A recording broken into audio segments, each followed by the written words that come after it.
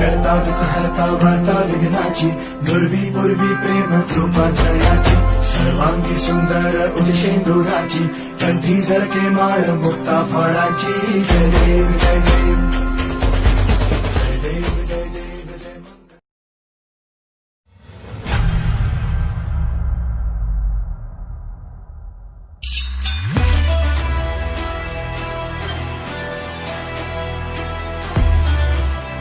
Hello good evening good morning everyone students. जैसा कि हम बात कर रहे थे कि हमने प्रीवियस से जो क्लास डाली थी 12th की उसके मैनी मोर थ्योरम्स मैंने आपको डिस्क्राइब कर दी थी. 12.3 थ्योरम मैंने आपको सोल्व कर दी थी.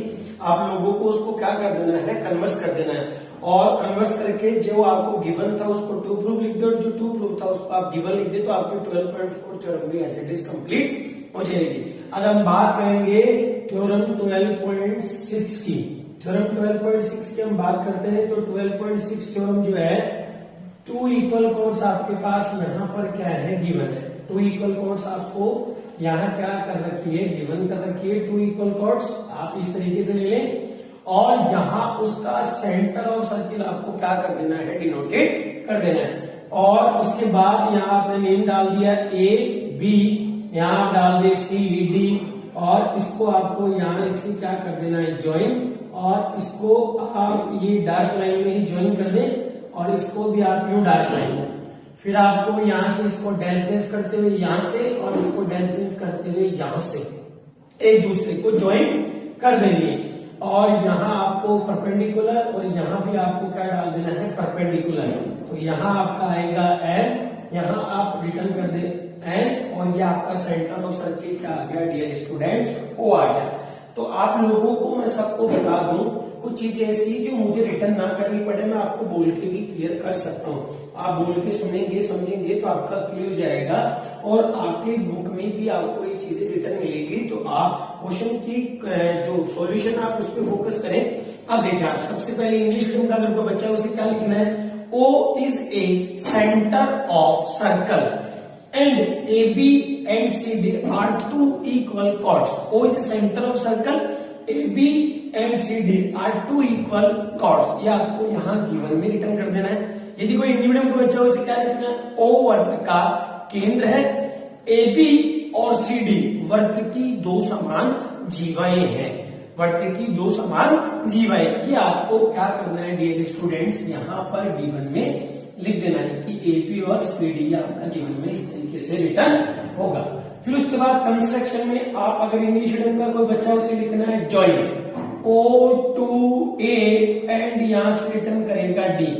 ओ को अब हिंदी मीडियम का अगर कोई बच्चा है वो क्या लिखेगा, ओ को ए व डी से मिलाया. ओ को ए व डी से मिलाया. तो आपने यहाँ पे इसको कंस्ट्रक्शन में यानी कि रचना में लिख दिया. अब हम बात करते हैं टू प्रूफ की.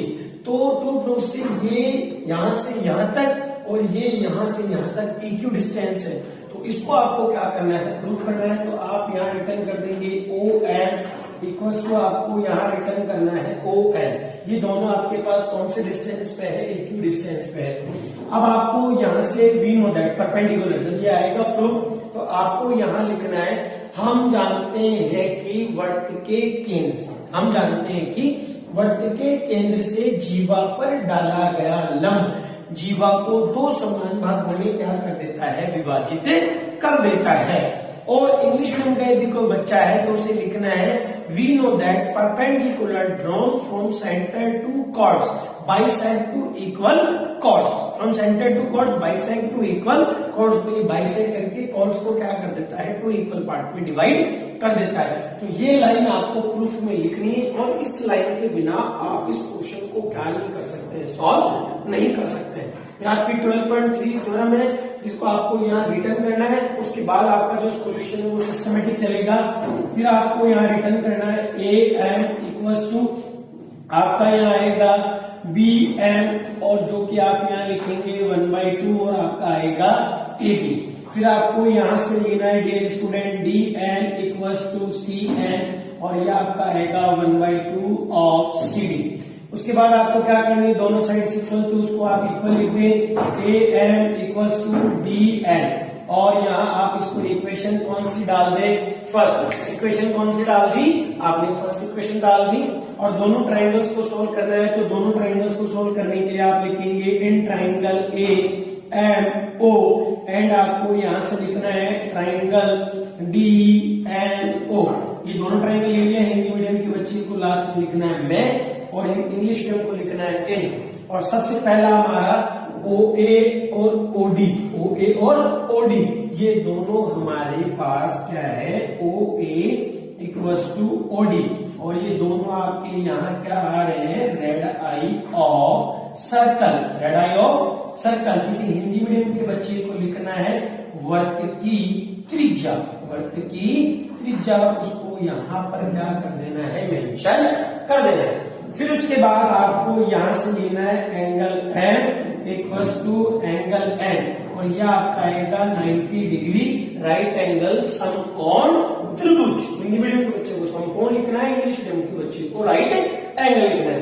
दो रूल हो गए। थर्ड रूल आपका कहीं मिल नहीं रहा, तो उस थर्ड रूल की जगह हम इसको यहाँ पर क्या करेंगे, return A M equals to आपका यहाँ आता है डी एन, और इसको आप लोग लिखेंगे फ्रॉम इक्वेशन फर्स्ट, और अगर हिंदी मीडियम का कोई बच्चा वो लिखेगा समीकरण 1 से। तो किसी भी ट्राइंगल को, त्रिभुज को सिद्ध करने के लिए मैंने आपको कहा था कितने नियम चाहिए, 3, तो हमारे तीनों रूल्स यहाँ हो गए। अब उसके बाद आपको यहाँ क्या कर देना है, ए एम ओ हमारे पास कॉन्ग्रेंट मतलब सर्वाम संगम है, और ये आया डी एन ओ, और इसको हम अप्लाई करेंगे कौन से रूल से, आरएचएस से। अधिकतर टीचर आपको आरएचएस बताते हैं, जबकि हम इसको एस के नाम से भी क्या कर सकते हैं, आइडेंटिफाई कर सकते हैं। और उसके जस्ट बाद जिसको आपको प्रूफ करना था आप उसे लें, तो आपको प्रूफ करना था, यहाँ आपने लिखा सो दैट, हिंदी मीडियम का बच्चा उसे लिखना है इसीलिए, और यहाँ हमारा आएगा O M equals to O N, और यहाँ हम लिख देंगे हेंस प्रूफ। इस तरीके से हमारी जो थ्योरम थी 12.6 उसको हम इस तरीके से क्या कर सकते हैं, डियर स्टूडेंट, सॉल्व कर देंगे। और मैं जानता हूं कि आपको इस थ्योरम में कहीं पर भी किसी प्रकार की कोई डाउटफुल या कोई एजुकेशन नहीं होगी स्टूडेंट। अब हम बात करेंगे स्टूडेंट्स 12.6 थ्योरम की जगह अब हम बात करेंगे 12.7 थ्योरम की। तो 12.7 थ्योरम में आपको डायग्राम भी यही बनाना है, गिवन जो आपने लिखा था वही गिवन आपको यहाँ लिखना है, बस अब इसका जो गिवन है वो चेंजेस रहेगा। अब आपको यहां से क्या लिखना है, O is A centre of circle. मैं बात कर रहा हूं 12.7 थ्योरम के। O is A centre of circle A B and C D, two chords, only two chords लिखनी है, इक्वल नहीं लिखनी है, आपको टू कॉर्ड्स लिखनी है।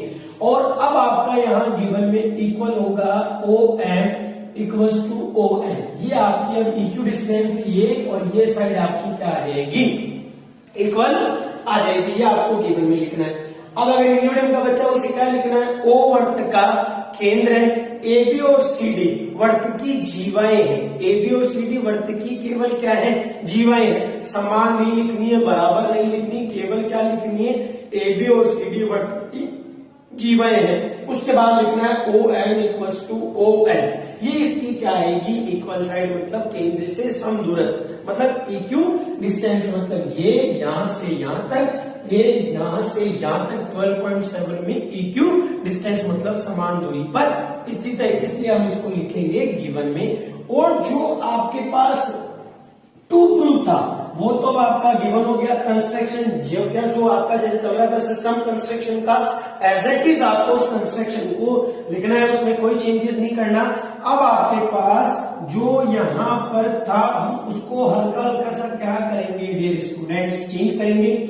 अब हमें इसकी यहाँ पर कोई भी क्या है, बेसिक रिक्वायरमेंट नहीं है, तो इसकी रिक्वायरमेंट नहीं है, तो हमने इसको क्या कर दिया डियर स्टूडेंट, इरेज कर दिया। और यहाँ से इसकी कोई रिक्वायरमेंट नहीं थी, तो इसलिए हमने इसको यहाँ से क्या कर दिया, इरेज कर दिया। अब जिन जिन की रिक्वायरमेंट थी वो मैंने एज इट इज यहाँ रख ली। अब आपको क्या करना है, टू प्रूफ, तो टू प्रूफ में आपको लिखना है कि ए बी जो है वो सी डी के क्या है, इक्वल है। ये आपको अब यहाँ पर क्या करना है, प्रूफ करके बताना है। उससे पहले प्रूफ में आपको वही लाइन जो मैंने आपको प्रीवियस में लिखाई और प्रीवियस में मैंने बोल के बताई 12.3 थ्योरम आपको यहाँ अप्लाई करनी है। हम जानते हैं कि वृत्त के केंद्र से जीवा पर डाला गया लंब जीवा को दो समान भागों में समद्विभाजित करता है। अब अगर इंग्लिश के अंदर कोई बच्चा उसे क्या लिखना है, we know that perpendicular drawn from center to chords bisect to equal parts तो वो इसको इक्वल दो पार्ट्स में क्या करता है, डिवाइड करता है। तो इस तरीके से आपको ये लाइन यहाँ पर प्रूफ के अंदर लिखकर अप्लाई करनी है। उसके बाद ही हमारा ये 90 डिग्री वाला फॉर्मूला अप्लाई होगा, नहीं तो हमारा 90 डिग्री वाला फॉर्मूला यहाँ अप्लाई नहीं होगा। अब आपने दोनों ट्रायंगल लिए, रेडियस ऑफ सर्कल वो मैंने आपको बताई और 90 आपका आ रहा है। और 90 आने का जो रीजन है वो आप चाहे तो यहां से लिख सकते हैं कि OM जो है वो परपेंडिकुलर है किस पे, AB पे, और यहां से आप लिख सकते हैं कि ON परपेंडिकुलर है किस पे, CD पे। ये दोनों आप अगर लिखना चाहें यहाँ साइड में तो आप लिख सकते हैं। और ये 90 आ गया। अब आपको जो गिवन था OM इक्वल्स टू ON और ये आपको यहाँ पर है गिवन, आपने इसको यहाँ लिख दिया है गिवन। वही 1 2 3 रूल हो गए और हमने इन 3 रूल्स को अप्लाई किया।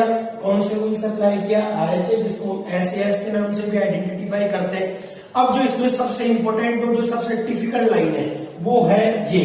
तो हम जब यहाँ से इसको सोल्व करते हैं तो हमारे पास आता है AM, क्योंकि परपेंडिकुलर है तो वो इसको क्या कर देता है, दो पार्ट में डिवाइड करता है। अब बच्चों को सबसे बड़ी समस्या यहाँ रहती है कि सर इसमें डायरेक्टली यहाँ 2AM लिखा है, तो सर ये ऐसा क्यों लिखा है। तो मैं इसको आपको डिटेल से खोल के समझाता हूँ कि एक्चुअली ऐसा क्यों लिखा होता है। भाई ये बाइसेक्ट हो गई, मतलब समद्विभाजित हो गई, तो ये लेंथ और ये लेंथ इक्वल हो गई। फिर यहाँ से ये लेंथ और ये लेंथ इक्वल हो गई।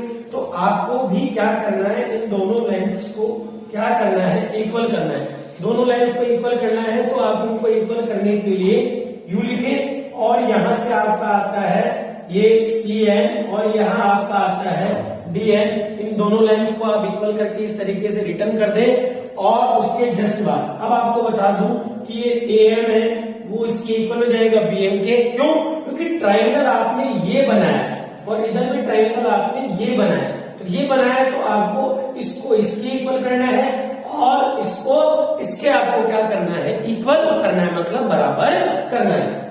तो मैंने यहां लिखा AM और BM जो था वो काइंड में चेंज होगा AM में, और उसके बाद मैंने यहाँ पर CN को काइंड में चेंज किया DN में। तो यहाँ आपका DN और यहाँ भी आप रिटर्न करेंगे DN। तो AM आपके पास 2 टाइम आता है तो ये आ गया टोटल 2M और DN 2 टाइम आता है तो टोटल आता है 2। इक्वल टू से इक्वल टू आपका यहाँ कैंसिल होता है। तो वो जो 2 वाली कहानी थी डबल टाइम 2 क्यों रिटर्न होता है, तो इस रीजन से आपके पास यहाँ पर अप्लाई होता है। बुक वाले ने ये दोनों लाइन रिड्यूस कर दिया और डायरेक्टली इस लाइन को यहाँ पर आपको रिटर्न कर दिया। इसीलिए आपको इसको बार बार एक्सप्लेनेशन में यहाँ पर प्रॉब्लम क्रिएट हो रही होगी, पर अब आपकी समस्या का निवारण मैंने कर दिया है। अब ये दोनों इक्वल हो गए, इसलिए अब आप यहाँ से लिखेंगे सो दैट आपका जो AB है वो इक्वल होगा किसके, CD के, और यहाँ हम लिख देंगे उसको हेंस ट्रू। इस तरीके से आपका जो 12.7 थ्योरम और 6 थ्योरम थी वो मैंने आपको अच्छे से एक्सप्लेन कर दी। यहाँ आपको कोई भी डाउटफुल नहीं रहेगा। अब हम बात करेंगे 12.8 थ्योरम की, जो सबसे मोस्ट ऑफ इम्पोर्टेंट है। यहाँ आपको कोई दिक्कत नहीं हो, यदि आपको फिर भी कोई दिक्कत होती है आप कमेंट बॉक्स में जाए यूट्यूब के और मुझे कमेंट करें, ताकि मैं आपको जो भी कमी है उसको नेक्स्ट वीडियो में अपलोड करके आपको बता सकूं डियर स्टूडेंट। अब हम बात करेंगे 12.8 थ्योरम की। फटाफट से आप क्वेश्चन को रीड कर ले, थ्योरम को रीड कर ले, बात करेंगे।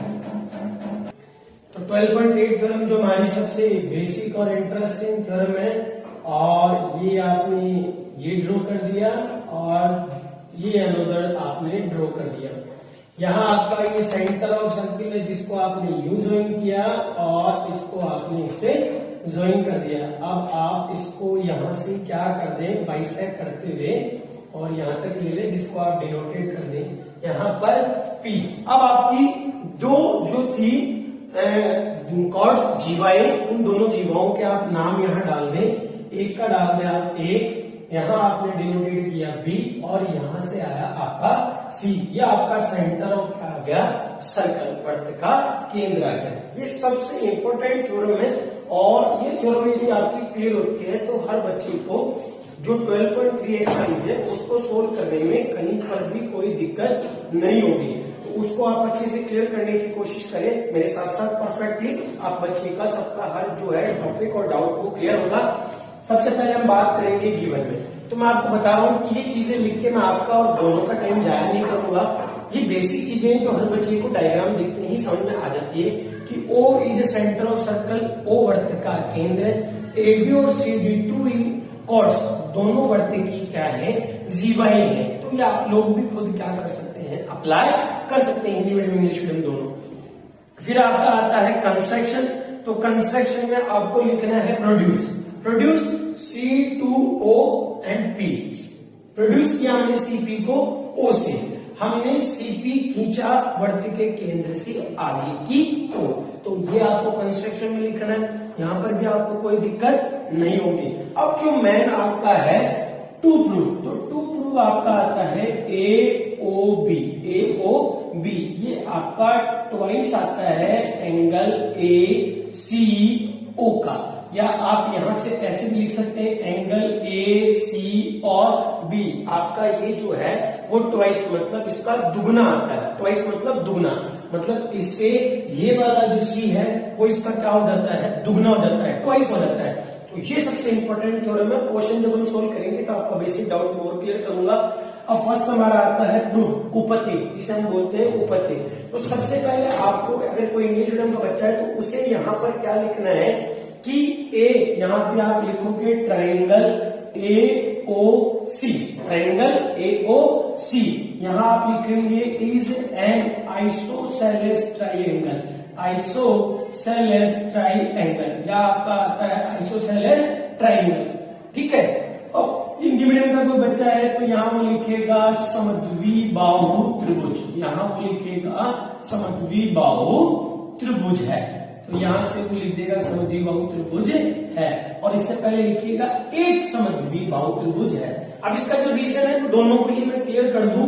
इसका रीजन क्या है कि OC और OA, OC और OA दोनों क्या है, इसकी इक्वल साइड है। मतलब समद्विबाहु त्रिभुज की दो साइड इक्वल होती है, दो भुज है, तो ये और ये बराबर हो गई, जो मैंने आपको यहाँ पर लिख दिए। इसके अदरवाइज इसके दोनों एंगल भी बराबर होते हैं। तो पहला आता है हमारा क्या, ACO, ACO, और दूसरा हमारा यहां से इक्वल है OAC।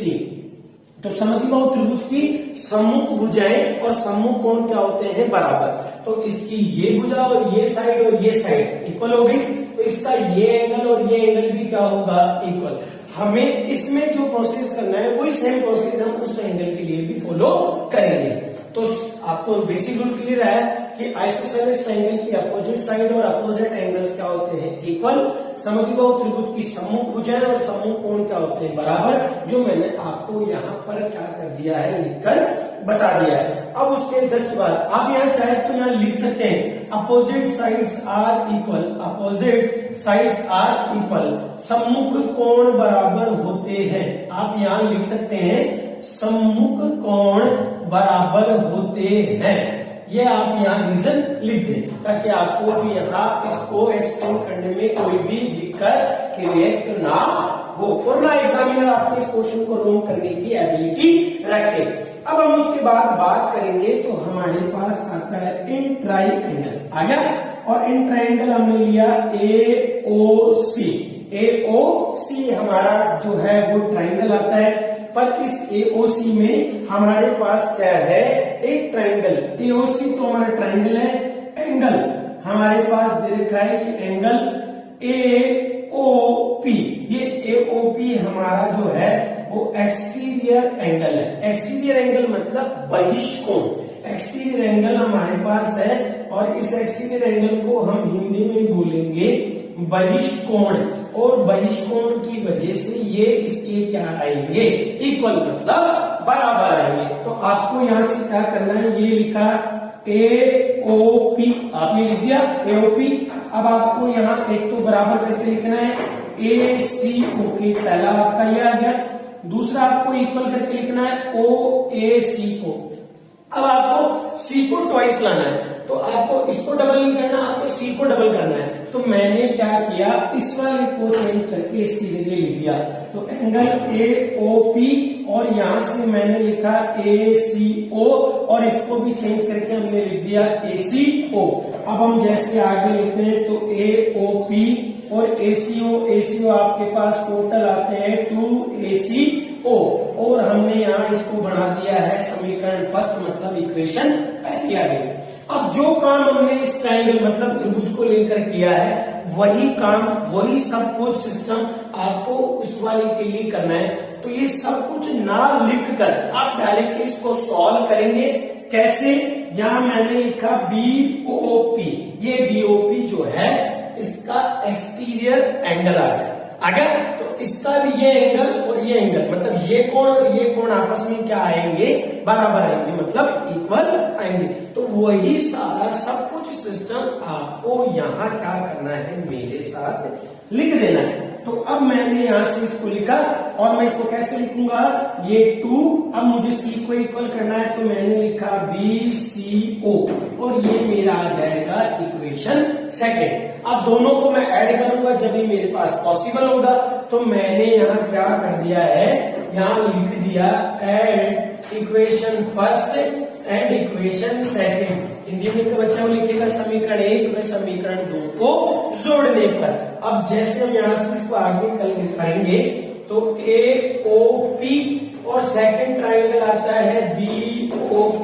अब हम यहाँ से देखेंगे स्टूडेंट्स AOP POP हमने दोनों लिखे। अब इधर से दोनों ट्रायंगल लिए थे तो इन दोनों ट्रायंगल्स को इसके साथ लिख देंगे।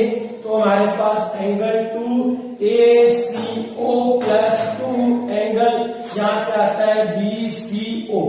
और जैसे आप यहां से इसको सॉल्यूशन में डालेंगे तो AOP और BOP आप देखें AOP और यहां से आता है BOP। जहां से हम आगे इसको सोल्व करते हैं तो हमारा ये मिलकर बन जाएगा AOB। AOP BOP को जोड़ा तो क्या बनता है AOB।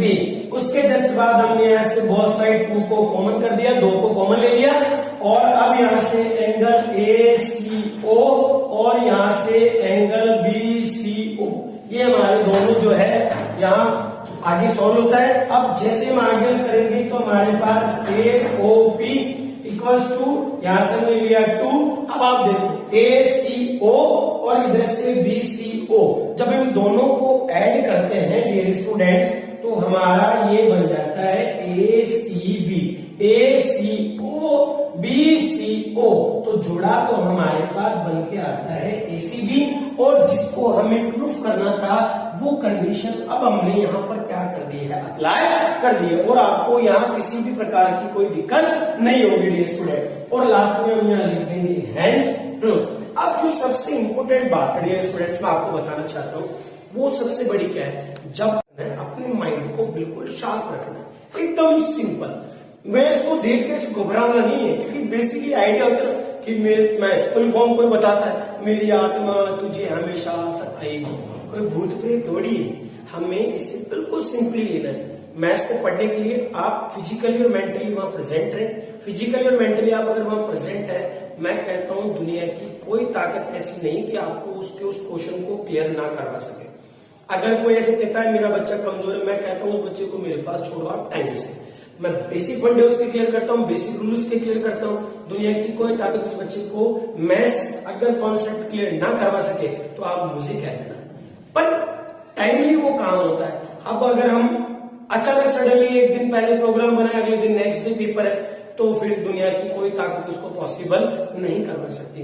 तो डियर स्टूडेंट्स मेरा ये कहना है आप 10 घंटे पढ़ाई ना करके 10 मिनट बैठे, पर वो 10 मिनट आपके ऐसे होने चाहिए जिसमें आपका दिल दिमाग सब वहीं फिजिकली मेंटली प्रेजेंट होना चाहिए। अगर आप वहां प्रेजेंट रहेंगे तो आपका हर बेसिक कॉन्सेप्ट, हर आपका बेसिक रूल क्लियर होगा और आपके मैथ्स में 100 out of 100 in board examination आप गिवन भी करोगे।